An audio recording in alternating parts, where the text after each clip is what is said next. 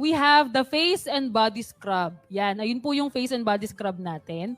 Meron po siyang 850 na SRP at meron siyang 85 PV points. Yan. So ito pong face and body scrub natin, ito po yung mga key benefits niya, no? Isa-isahin natin. Promotes healthy skin.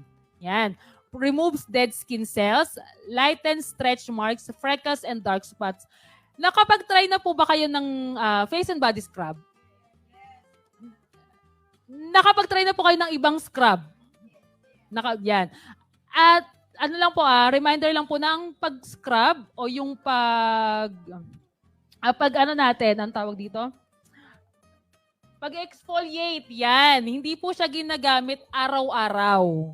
Yan, so, masusunog po yung balat natin. So, ito pong face and body scrub, ginagamit nyo lang po siya sa mga maiitim na part, like mga kilikili, singit, batok, yan. Pwede nyo po siyang i-scrub, pero dahan-dahan lang din po.